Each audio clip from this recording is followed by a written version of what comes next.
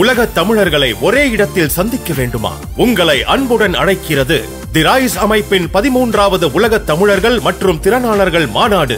நடைபெறும் நாள் ஜூன் 7 முதல் 9 வரை 2024 சுவிட்சர்லாந்து நாட்டில் உலக புகழ்பெற்ற டாவோஸ் காங்கிரஸ் சென்டரில். இன்றே பதிவு செய்வீர். www.tamilrise.org. தொடர்புக்கு 9150060032.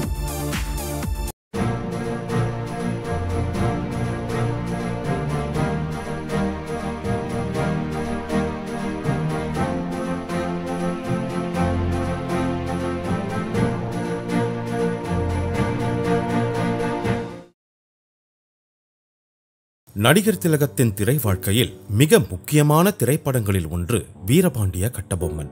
1959ஆம் ஆண்டு B.R. பந்தலு இயக்கத்தில் வெளிவந்த இந்த திரைப்படம் தமிழ் திரை வரலாற்றில் முக்கியத்துவம் கொண்டது. தமிழ்நாட்டில் வெளியாவதற்கு 6 நாட்களுக்கு முன்னதாகவே இங்கிலாந்தில் வெளியிடப்பட்ட சிறப்பு இதற்கு உண்டு. அது மட்டுமில்லாமல் தமிழ் திரை வரலாற்றில் சர்வதேச விருது பெற்ற முதல் தமிழ் படம் என்ற பெருமையும் இந்த படத்திற்கு உண்டு.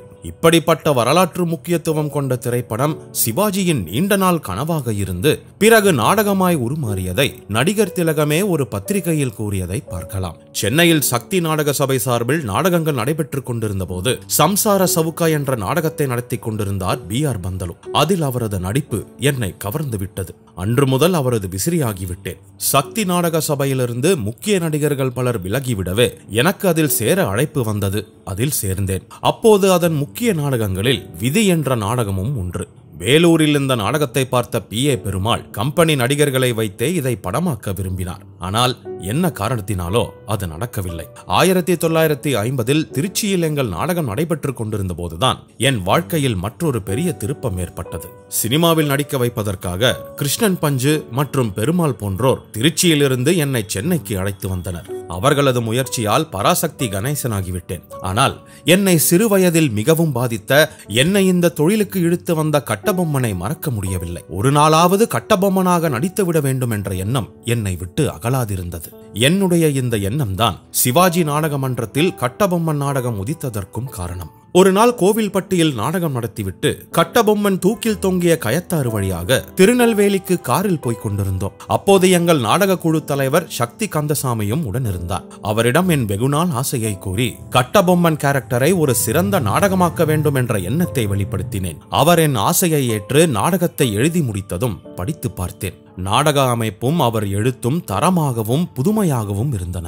என் வெகுநாளைய துடிப்புக்கு இரட்டிப்பு ஊக்கம் ஏற்பட்டது. இந்நிலையில் மற்றொரு எண்ணமும் பிறந்தது. சிவாஜி நாடக மன்ற குழுவில் ஏறக்குறைய 60 கலைத்தொழிலாளர் இருந்தனர். அவர்களில் ஒரு சிலரை தவிர பெரும்பாலோர் குடும்பம், குழந்தைகள் என உள்ளவர்கள். அவர்கள் நாடக வருமானத்தையே பெரிதாக எதிர்பார்க்கும் நிலையில் இருந்ததால் அவர்கள் ஊதியத்தை அதிகமாக்க நினைத்தேன். ஆனால் அடிக்கடி நாடகம் நடந்தால்தான் அவ்வாறு செய்ய முடியும். அதனால் கட்டபொம்மன் நாடகத்தை எந்த குறையும் இல்லாமல் சிறப்பாக நடத்துவதற்காக அதை புதிதாகவே தயாரிக்க திட்டமிட்டேன். வீரபாண்டிய கட்டபொம்மன் நாடகத்தை தயாரிக்க ஏறக்குறைய 20 மாதங்கள் ஆகின.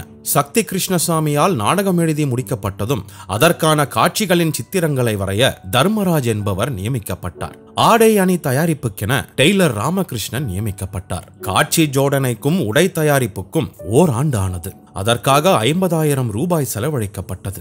அதன் பின் ஓரிரு மாதங்கள் நாடகத்துக்கான ஒத்திகை நடைபெற்றது. 10 நாட்கள் அண்ணாமலை மன்ற மேடையில் நாடக ஒத்திகையும், கடைசி நாள் முழு அமைப்போடு நாடக ஒத்திகையும் நடைபெற்றது.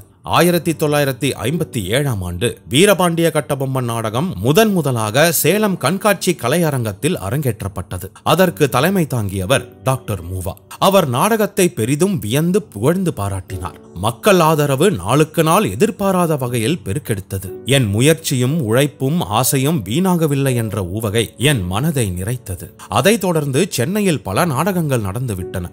ஓய்வில்லாத படப்பிடிப்பிற்கு இடையிலும் 25 நாட்களுக்குள் 16 நாடகங்கள் நடந்தன. பல நாடகங்களில் அதிக வேலையுள்ள பெரும் பாத்திரங்களை ஏற்று நடித்திருக்கிறேன். ஆனால் கட்டபொம்மன் நாடகத்தில் இயற்கையாக எழும் உணர்ச்சி நாடக முடிவில் எத்தகைய களைப்பை, சிரமத்தை உண்டாக்கும் என்பதை நினைத்தபோது பயமாக இருந்தது. ஆனால் என் குழுவினர்களோடு ஒன்றுபட்டு செயல்படுவதில் காணும் இன்பமும், மக்களின் பாராட்டுதலை நேருக்கு நேர் பெறும் வாய்ப்பும் எனக்கு எதிலும் பெற முடியாத ஒரு தனி மகிழ்ச்சியை தந்தது.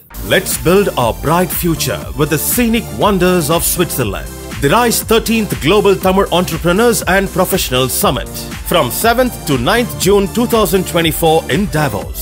Let's join with the global Tamils at the renowned Davos Congress Center. Register now at www.tamilrides.org. Contact us at 9150060032.